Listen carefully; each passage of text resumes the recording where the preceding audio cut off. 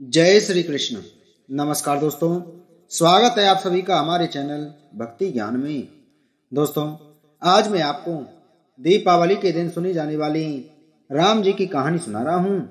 दिवाली रोशनी का त्योहार मुख्य रूप से 14 साल तक वनवास में रहने के बाद भगवान राम के अयोध्या में अपने राज लौटने के सम्मान में मनाया जाता है।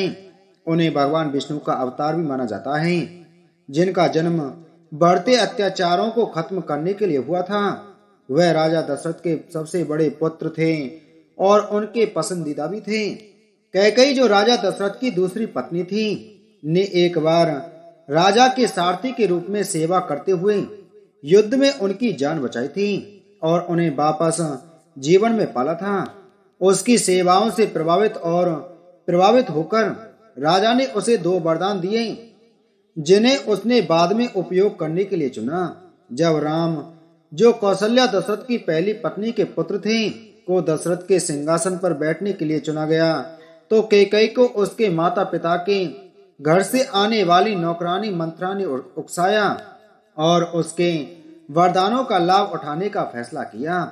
एक के साथ उसने अपने बेटे भरत के लिए अयोध्या का सिंहासन मांगा और दूसरे के साथ उसने राम को 14 साल के लिए निर्वासित करने के लिए कहा, ताकि वह उसके बेटे के लिए कोई खतरा ना बन सके।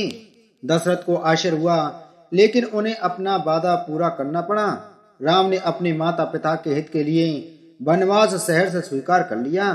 उनके भाई लक्ष्मण और पत्नी सीता राम के साथ वन में रहने के लिए चले गए। राम, सीता और लक्ष्मण चित्रकूट में मंदाकिनी नदी के किनारे दंडक वन में शांति और पूर्ण सद्भाव से रहते थे। वे कई महान संतों से मिले और अपने कई अनुयायियों को कष्टों और कठिनाइयों से राहत दिलाई, जब तक कि रावण ने एक चालाक चाल के माध्यम से सीता का अपहरण नहीं किया और उन्हें लंका ले गया।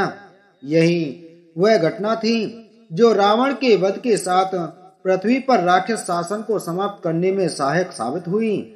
राम, जो आज भी अपने धैर्य के लिए जाने जाते हैं, सीता के अपहरण से टूट गए और क्रोधित हो गए। उन्होंने रावण को उसके कुकर्म के लिए दंडित करने और सीता को जल्द से जल्द छुड़ाने का फैसला किया। हालांकि उन्हें इस बात का कोई अंदाजा नहीं था कि रावण सीता को कहां ले गया है। राम सीता का पता लगाने के लिए नीलगिरी पर्वत पर घूमते हैं। आखिरकार उसकी मुलाकात सुग्रीव और हनुमान से हुई और उनकी मदद से वह आखिरकार रावण की लंका तक पहुंच सका।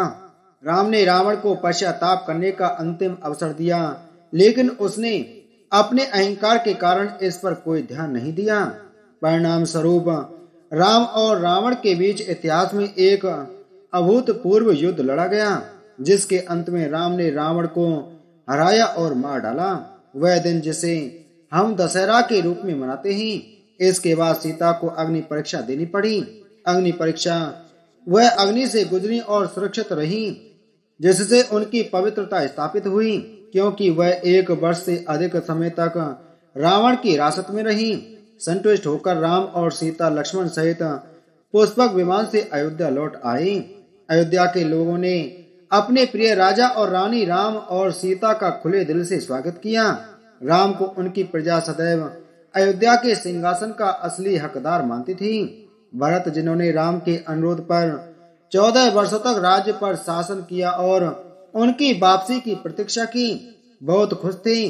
इस अवसर को चिन्हित करने के लिए लोगों ने अमावस्या की अंधेरी रात में दीपक जलाए और पूरे अयोध्या को दियों, मिट्टी के बर्तन की पंक्तियों से सजाया। हर घर में मिठाइयां बांटी गईं और राम के सम्मान में एक भव्य भोज का आयोजन किया गया। यह वह दिन है जिसे हम आज भी दीपावली के नाम से मनाते हैं। यह दिन बुराई पर अच्छाई और अंधकार पर प्रकाश की अंतिम जीत का संदेश फैलाने के लिए मनाया जाता है। दिवाली के दिन मोमबत्तियां जलाने और आतिशबाजियों के पीछे का विचार दुनिया में नकारात्मकता के अंधेरे के बावजूद सकारात्मकता की रोशनी फैलाना है। दिवाली के त्योहार को उसके वास्तविक स्वरूप में मनाएं।